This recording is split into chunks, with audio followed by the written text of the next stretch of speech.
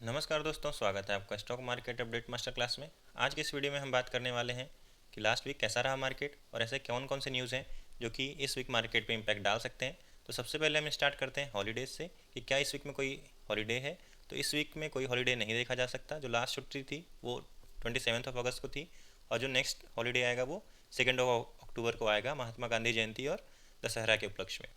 Then अगर हम Nifty की बात करें तो निफ्टी में करीबन 0.43% तक की तेज़ी के साथ फ्राइडे को क्लोजिंग दिखाई है। अगर हम 5 दिन का डेटा देखें तो निफ्टी ने करीबन 1.32% तक का रिटर्न अपने इन्वेस्टर को दिया है। साथ में अगर हम सेंसेक्स को देखें तो फ्राइडे को सेंसेक्स 0.44% तक की तेज़ी के साथ मार्केट क्लोज होता हुआ दिखा। देन अगर हम इनके 5 दिन का डेटा देखें तो 5 दिन में सेंसेक्स ने करीबन 1.21% तक का रिटर्न दिया है।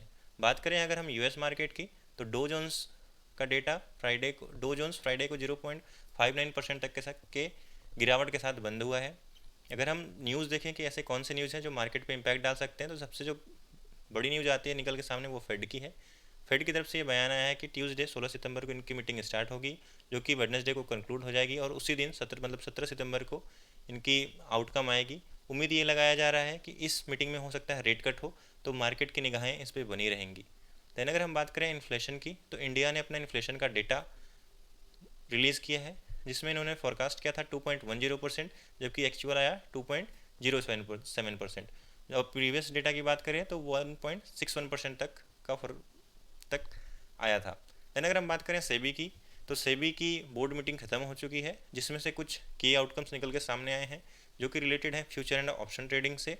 तो सेबी ने यह बोला है कि जो रिटेल इन्वेस्टर हैं उनके लॉसेस बढ़ते देखे जा रहे हैं ऑप्शन मार्केट में, मतलब डेरिवेटिव मार्केट में। तो उसको लेकर इनका ये प्लान है कि हम वीकली एक्सपायरी अगर हम ख़त्म कर दें और डायरेक्टली मंथली एक्सपायरी पे स्विच कर जाएं तो हो सकता है कि जो रिटेल इन्वेस्टर हैं उनके पैसे लॉस ना हो। देन अगर हम बात करें म्यूचुअल फंड की तो म्यूचुअल फंड वालों के लिए एक अच्छी खबर है। म्यूचुअल फंड का जो एग्जिट लोड था उसको रिड्यूस कर दिया गया है। जो पहले एग्जिट लोड 5% तक का था वो अब एग्जिट लोड 3% तक का कर दिया है। हो सकता है कि इससे जो लोग म्यूचुअल फंड में इन्वेस्ट करते हैं उनके भी एग्जिट लोड परसेंटेज में गिरावट देखी जा सकती है। देन अगर हम बात करें इंडिया और यूएस ट्रेड डील की तो यूएस की तरफ से ये बयान आया था कि इंडिया और यूएस के बीच में ट्रेड डील पे बात स्टार्ट हो गई है, नेगोशिएशन चल रहा है। साथ में अगर हम देखें तो ट्रंप ने इनवाइट किया है पीयूष गोयल को इस हफ्ते कि जो भी इंडिया और यूएस के बीच में ट्रेड डील में इश्यूज़ आ रही हैं उस पर वो डिस्कस कर सकें।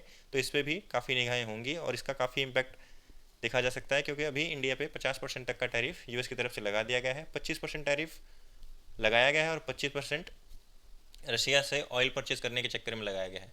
साथ में ट्रंप ने ये बोला है कि वो 50 से 100% तक का टैरिफ लगा सकते हैं चाइना पे to break Russia war machine.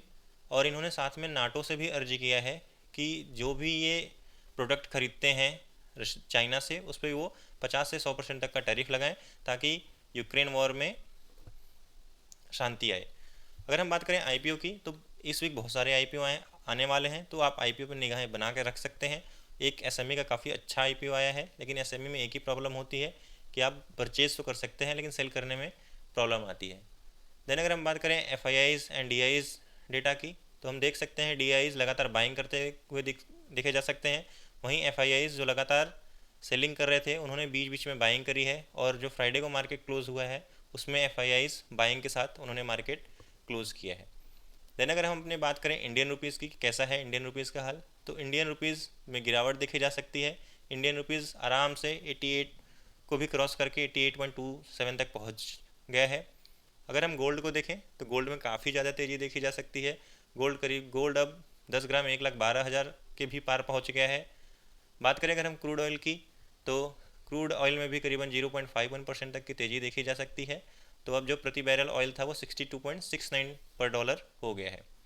अगर हम ओवरऑल मार्केट की बात करें तो जो आउटकम निकल के आएगा इसमें वो फेड मीटिंग और इंडिया यूएस ट्रेड डील से होगा। अगर इंडिया यूएस ट्रेड डील हो जाती है और इंडिया नेगोशिएट कर पाता है तो हमारे मार्केट में काफ़ी तेज़ी देखी जा सकती है। साथ में ही अगर रेट कट की भी संभावना आई तो यूएस का मार्केट भागेगा, उसी के साथ इंडियन मार्केट भी भाग सकता है।